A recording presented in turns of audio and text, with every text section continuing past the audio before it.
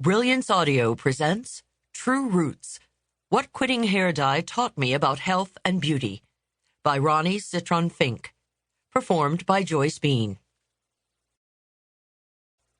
How'd you do it? Are you doing that on purpose? Are you okay? Ever since I stopped coloring my silver hair, I've gotten a lot of questions.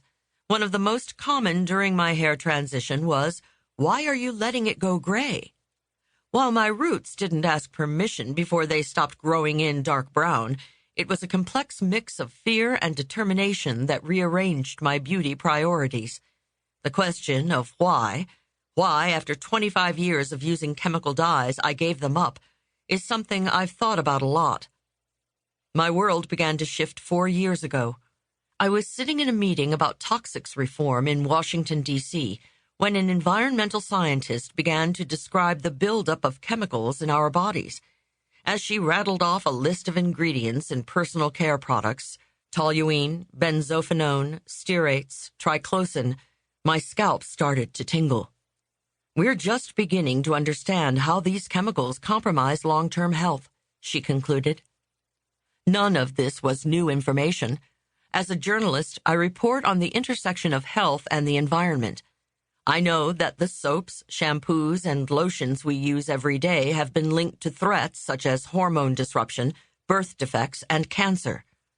I know that since World War II, more than 80,000 new chemicals have been invented.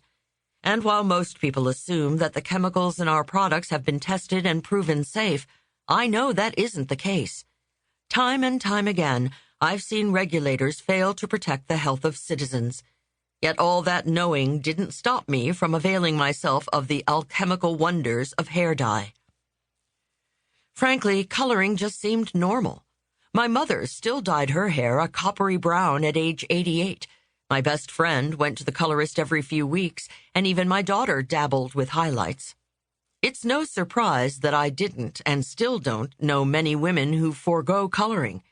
75% of women in the United States use hair dye. Like many, I colored with the hope of natural-looking hair, spending hours and hours and thousands of dollars per year at the salon.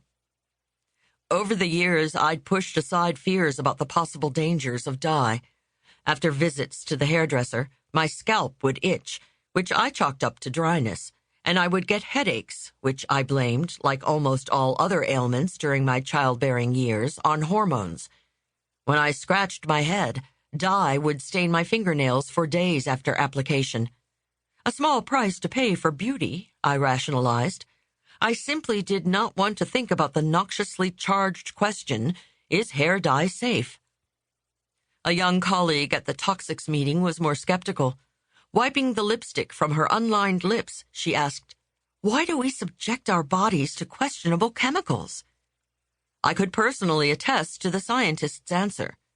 People ignore potential risks for convenience, cost, beauty. Many of these products promise a fountain of youth.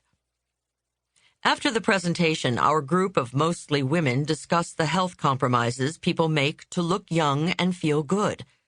Scanning a handout with a long list of chemicals in personal care products, I decided it was past time to stop burying my beautifully dyed head in the sand. How do I go about researching the toxicity of hair dye and its effects on me and others? I asked. The scientist's answer led me to the journey that would become this book. The economic success of hair coloring collides so powerfully with popular demand that the task of understanding the landscape goes beyond science and law, she said. Investigate that, and you'll find some answers that address the safety of hair dye.